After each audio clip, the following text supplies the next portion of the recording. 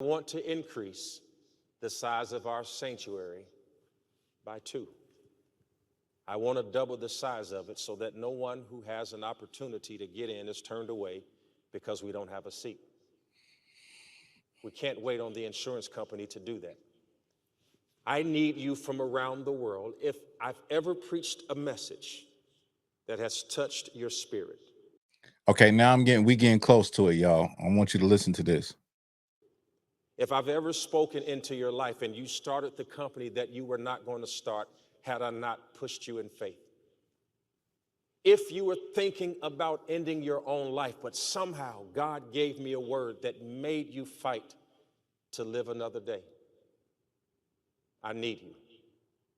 I won't pretend like I can do this by myself. If I could do this alone, trust me, it would be done already. Now, it's going to get to what he's going to say. And I'm going to tell you right now, you have heard this before, but it gets a little more wilder. God gave me a vision, and he said we can do it in 21 days. I'm asking 2,100 people to give $2,100 in the next 21 days. And what we're calling it is out of the harbor. You see, a ship is safe in the harbor. He's asking 2,100 people to give $2,100 in 21 days. I thought I heard it all. Now, I've heard stories of people having to give $500, $1,000, and being happy to go walk up in front of the congregation and give it. But $2,100? $2,100 is rent money for a 1-bedroom in California. $2,100. Who you think got this type of money? That's a lot of money. Who got $2,100 to give? And he said, I'm a feeble man, and I put myself at the mercy of the court. Don't sound feeble to me. That sounds prideful and bold to ask poor people to pledge $2,100. Like, these Black Christian pastors are insane. They're insane. I'll play some more.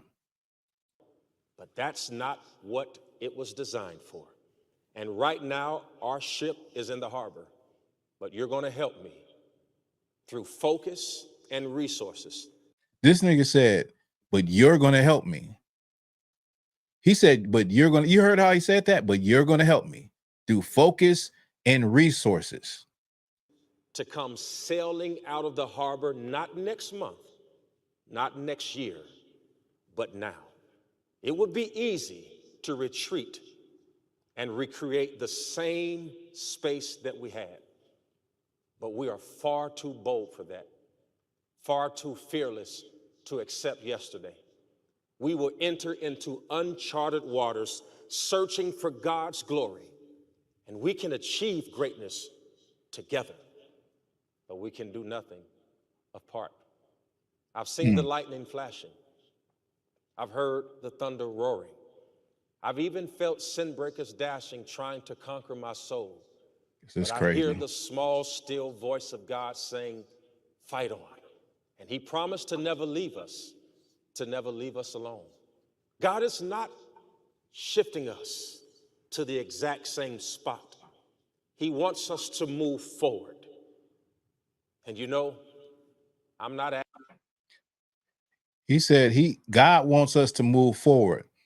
Nigga, you're going to be moving out of your house if you give him that $2,100. If you give him that $2,100, you're going to be moving. You're going to be moving all right. You're going to be moving up under a bridge, making you a tent and making you walls out of cardboard. Don't nobody got that much money to just give away. That's crazy, y'all. This is crazy. Like, bro. And that's why, and that's it. Now you talking to people who are trying to get to your church. You talking to people that gotta, you give him that money, you are going to be on public transportation trying to get to the church. Meanwhile, the church is doing just fine. And there's so many times where Black people that went to these churches their whole life, 50 and 40 years, and when they pass away, and the family thinks that this church that their grandmother then paid tithes to her whole life is going to take over the services of the burial, they find out they're not going to do it.